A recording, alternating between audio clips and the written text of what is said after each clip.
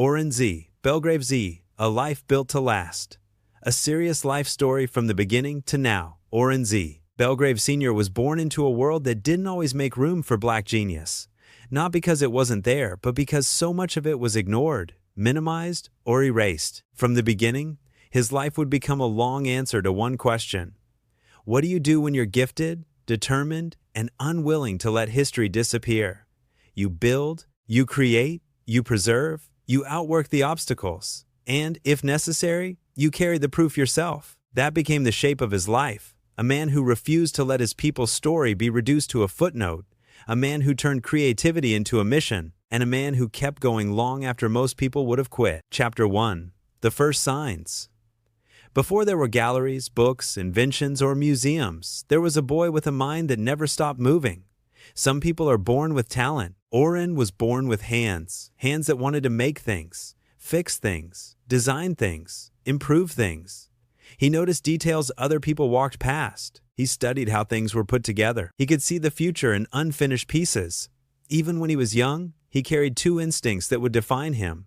The instinct to create, the instinct to protect what matters. He didn't just want to be successful, he wanted to be useful. And deep down, he already knew something most people don't learn until they get older. The world rewards what it can understand, but greatness often arrives before people understand it. So he trained himself to do what every pioneer has to do, keep building anyway. Chapter 2. The Hunger to Master Skill. Oran didn't drift through life looking for an identity. He built his identity through skill. He became the kind of man who didn't just admire excellence, he demanded it from himself. That's how the hair innovations came. He didn't enter the world of hair as a hobby. He entered it the way inventors enter anything, by solving problems other people accepted as just the way it is. He developed systems, techniques, and solutions that weren't just creative. They were functional, repeatable, teachable. Over time, he became known as a master, a technician, a visionary. And he didn't only do hair. He engineered outcomes. He created methods people could use to transform the way they looked and felt, especially in a world that too often policed black beauty instead of celebrating it. He became known for achievements that stood out even in competitive circles. Oran's Wonder Weave, a complete bonding system. Innovations like profusions and French fusion. Early solutions like the first hair detangler, a reputation built on speed, precision, and invention. And underneath the titles, the deeper truth was this. Oran wasn't chasing attention. Oran was chasing mastery. Because mastery is freedom. Mastery means nobody can tell you what you're worth. You already know. Chapter 3. Afro Academy, the mission becomes real. 1974. In 1974, Oran started something that wasn't trendy, wasn't easy, and wasn't guaranteed to succeed. Afro Academy, it wasn't just a program.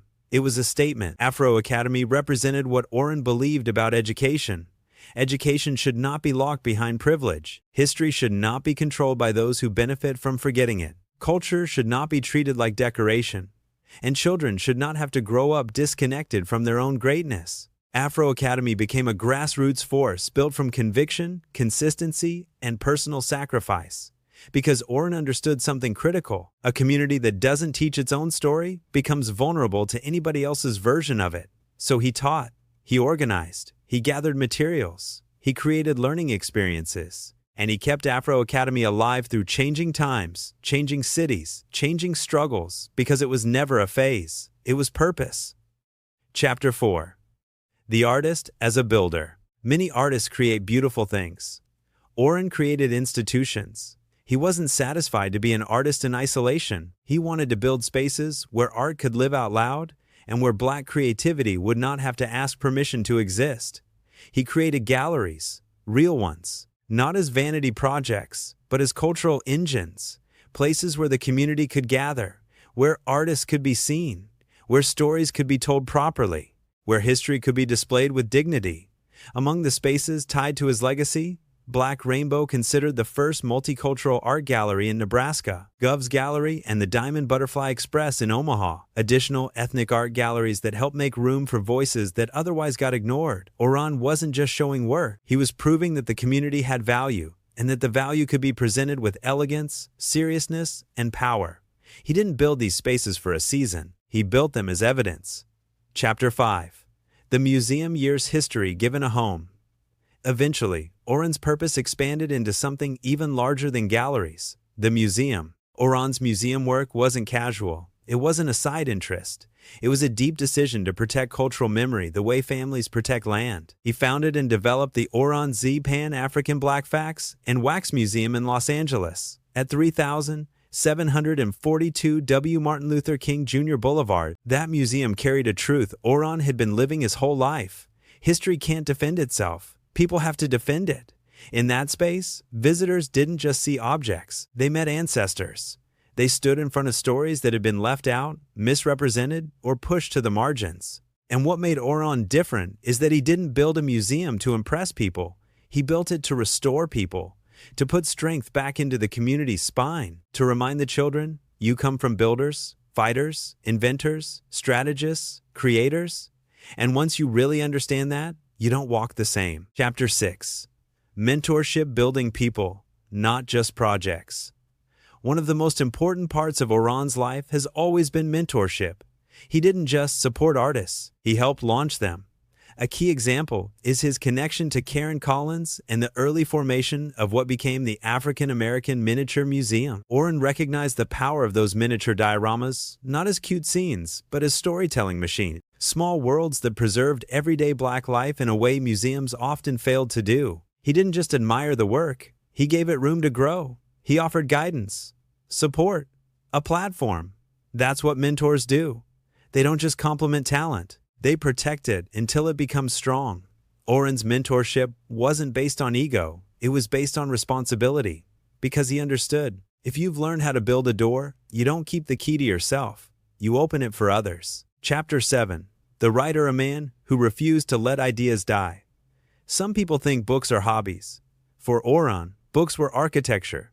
He wrote relentlessly, not because he had spare time, but because his mind was too full of knowledge to leave it unrecorded. He became the author of over 100 books, covering history, culture, creativity, and more, always reaching toward the same goal: to educate, to preserve, and to empower. Writing became another form of museum building, a museum you could carry in your hands, a museum that could travel without a truck, a museum that could outlive a building. And that's the point. Oran wasn't living for the moment. He was building for the future. Chapter 8. The Long Fight: Keeping a Collection Alive. Behind the public story of museums and galleries, there's the private story that only builders understand. The carrying, the storage, the relocations, the pressure, the long stretches where you are doing the work without applause. Oran has lived that part too. At times, the collection and the mission face serious challenges: relocation, time, logistics, the heavy burden of preservation. But Oran never treated the collection like clutter. He treated it like duty. Because he knows the truth. If you lose the objects, you lose the proof. If you lose the proof, people can lie. And if people can lie, the next generation pays the price. So he held on, even when it was hard, even when it was inconvenient, even when it would have been easier to let it go. He did what guardians do. He protected it. Chapter 9. Business as a Tool, Not a Distraction. Oran's entrepreneurial life is not separate from his cultural life. It is connected. He built businesses and platforms because he understands a reality many artists learn too late. If you don't control your systems, somebody else controls your future. So he built systems, websites and platforms, brands and businesses, multiple organizations and identities working together, ways to distribute knowledge and preserve legacy. He is not just a creative man, he is a strategic man. Chapter 10. Today the Pop Up Museum Era. Now, in the present era of his life, Oran is doing what pioneers often do as they grow older. He's refining the mission. He's not chasing noise. He's organizing impact. He's expanding what a museum can be. Instead of waiting on a permanent building, Oran is designing pop-up museums, mobile, professional, and powerful. They can travel to schools, community centers, libraries, events organizations, cities like Omaha and California. And the topics aren't random. They are chosen like chapters in a living textbook. Buffalo Soldiers and Fort Robinson, Jack Johnson, Black Patriots. Afrocentric art, Omaha Black history, the Cooper Collection. The story of galleries and museums that made room for Black excellence. Oran is turning decades of knowledge into exhibits that can go anywhere. That is what makes him dangerous in the best way. Because he has something the world can't ignore when it's presented correctly. Receipts, artifacts, books, stories, proof. Chapter 11. The legacy, what he's really doing. At the surface level, Oran's life could be described as many things. Artist, inventor, author, curator, founder, entrepreneur. But underneath all those labels, there is one deeper identity that explains everything. Oran Z Belgrave Sr. is a preserver of Black genius. He has spent his life refusing to let his people be summarized incorrectly. He has spent his life saying, through action, we were here. We built things. We created systems. We made beauty. We made culture. We survived what wasn't meant for us. And we are still standing. He didn't just survive history. He documented it. He defended it. He presented it with dignity. Chapter 12. The man still moving. Even now, Oran is not done. He is still developing, still planning, still building, still organizing the next phase of Afro Academy, the museum, and the pop-up movement. Not because he's chasing something, but because he knows something. A real mission doesn't retire. Oran isn't living a life of one big moment.